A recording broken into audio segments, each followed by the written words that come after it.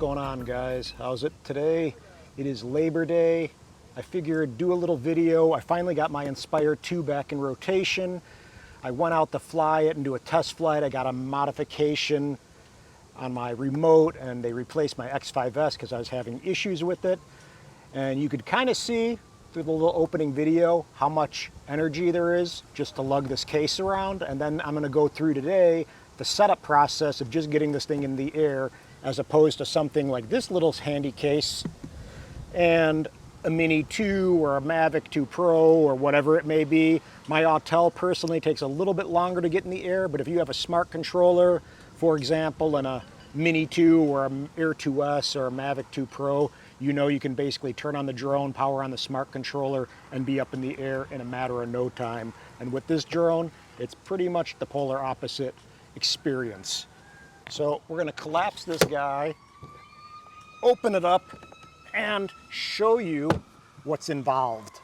So unlatch this GPC case, which is a good case. The landing mode case is just that much bigger in dimensions. It's not huge. I mean, this is a big case to begin with, but it's not that much bigger, but it's that much bigger that it just feels like you're lugging it around that much harder.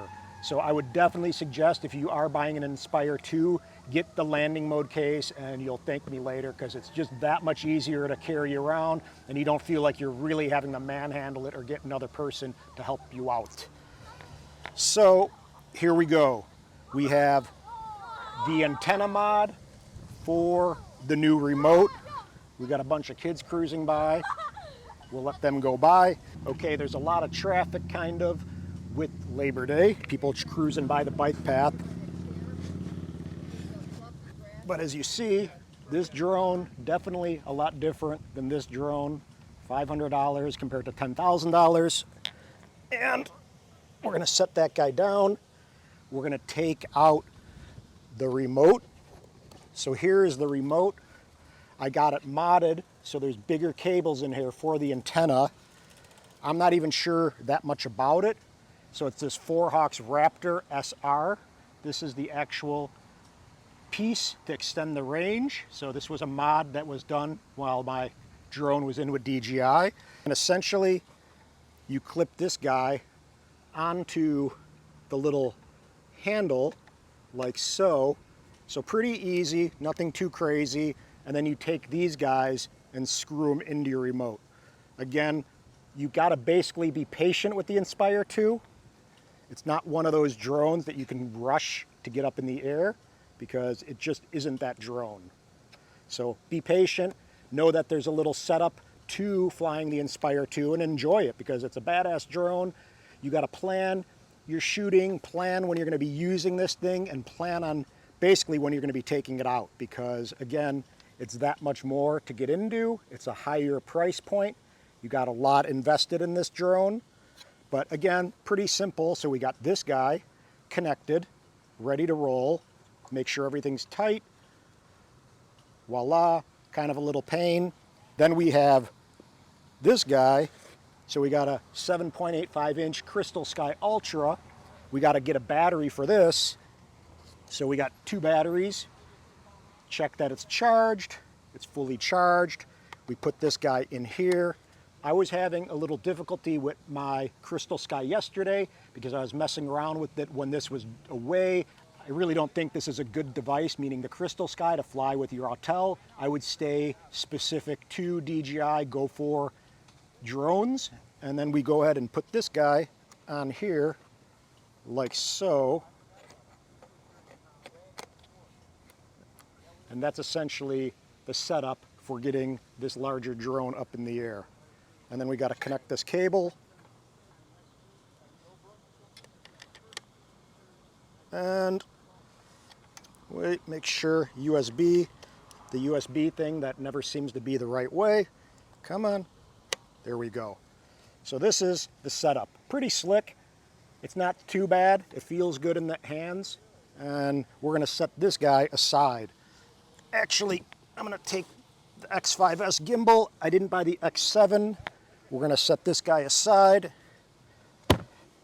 and put this down over here. And then we go ahead and what else do we have to do?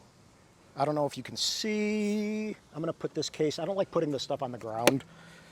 So I'm going to set this guy down like so. Set this guy down. We got batteries in the Inspire 2. We're going to turn this guy around. And as you see, it's in landing mode. I'm sorry, it's in travel mode, so it's squatted down. We got to go ahead and get it out of travel mode. We're going to depress this button 5 times. And then that guy raises up and allows us to access the camera and the gimbal and get the lens on and kind of get this thing ready to get in the air. So, voila. Oop, I turned it on. I'm going to power it off. One little, there we go. Come on. Power down. And then we take the X5S. We first take this little cap off. So we have the little camera cap. We depress a little side button. We pull this guy off. Cap is off. So this is, again, the other steps. I'm going to put this guy over here. Unlatch the case. And take the X5S camera out. We're going to unscrew this guy. And then we're going to align the white dot with the red dot while depressing the same little piece. And then twist. Oh. Okay, come on. Okay, and then we align the red dots. This thing is kind of tricky in a way, so I would take your time with this because you can damage the contacts. So again, you're going to line the white dot off the gimbal to the red dot on the actual Inspire 2, and then you're going to twist counterclockwise. Is it counterclockwise? Let me see. Yeah, twist counterclockwise to line the red dots. And then I set this stuff aside. I got the 15 millimeter that comes with the X5S on it right now. Obviously you can change other lenses. I'm going to put this guy down. We can power it up, but I'm going to put on the props first too. So there we go, set this guy down. I don't know how much time it's been so far. Obviously if you practice with the Inspire 2 setup, you could probably get the thing up in the air, I bet, in 5 minutes if you're really efficient and have a little help. We got the props. So 1, 2.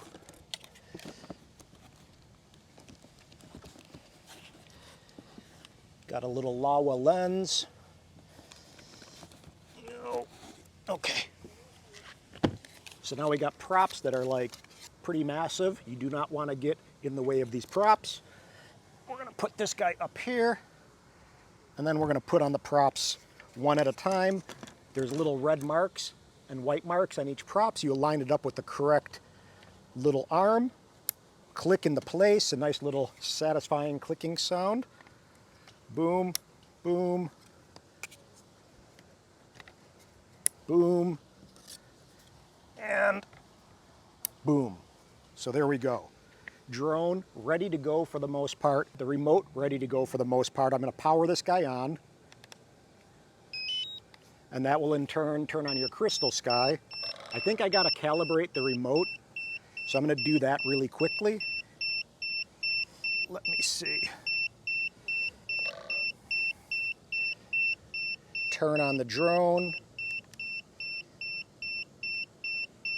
It always kind of makes you nervous because there's so much money involved that you just want to make sure you do every step the correct way. So really take your time with the setup of your Inspire 2.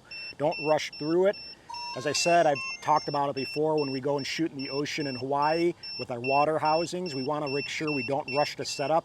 Maybe set up our cameras the night before so we don't get all excited and do something the wrong way and rush into it. So I'm going to ignore some stuff. I'm going to go fly. And I'm going to calibrate the remote and see if that stops this annoying beeping. I'm going to calibrate the compass.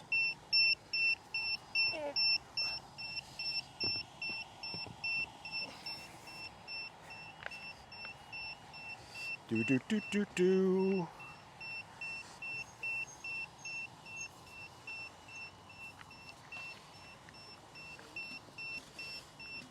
So compass calibration failed. I'm gonna retry that.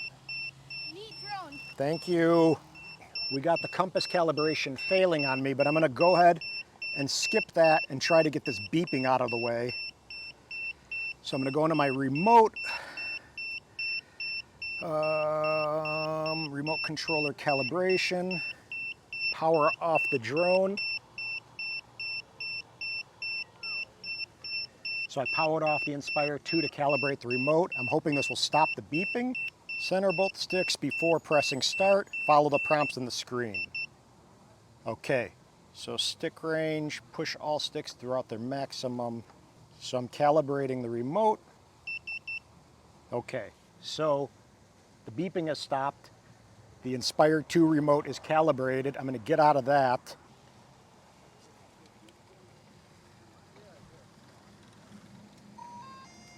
So we're still getting the compass calibration.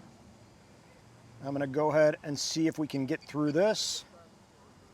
Now, mind you, when it shipped from DJI Arizona, so it came across the country.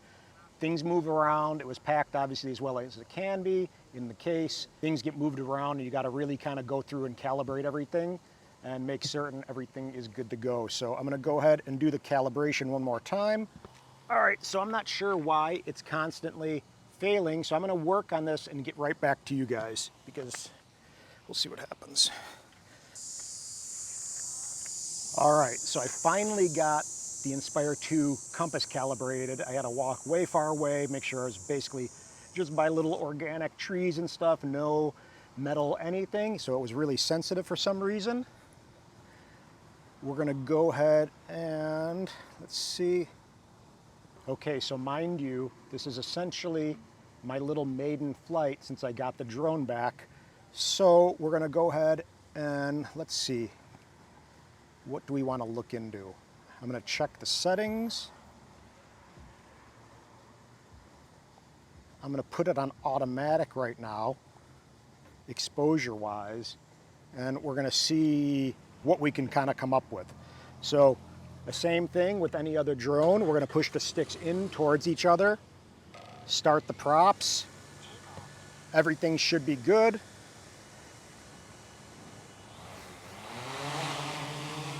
And you'll see the landing gear will go up, and then we can fly and test out the camera.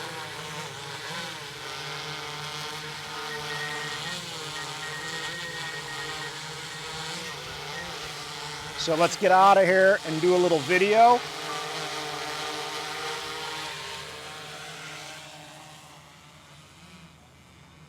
Okay. So Inspire 2, successfully in the air, required the remote to get the sticks calibrated, so did that. I had to calibrate the compass, which was a little bit finicky, did that. We have everything, I believe, updated. I'm gonna check to make certain because I was getting an inconsistent firmware warning on this, so I'm gonna walk through it with DJI Arizona, their tech, and make certain everything's good to go. But drones in the air, I'm gonna cruise out a little bit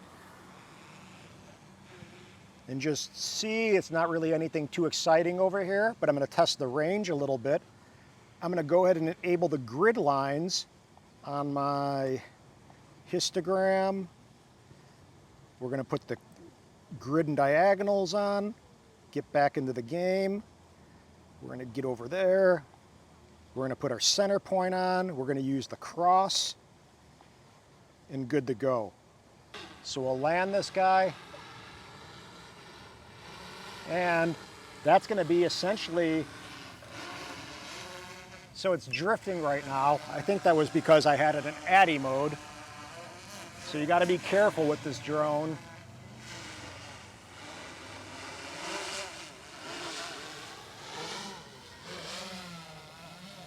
Not in ADI mode, it's in sport mode. We're gonna put it back in the positioning mode. And then you'll see we'll mess with the landing gear. Get that guy down. And nobody's in the way.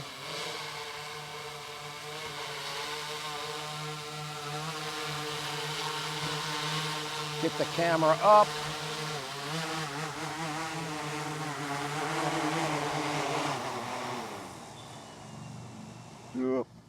And that's basically it with the Inspire 2 setup. So I'm hoping that helps. It's definitely not a Mini 2. It takes a lot more energy and commitment to fly this, but at the same time, you get really good footage, obviously, and it's a killer cinematic drone. So if that helped, guys, subscribe and aloha.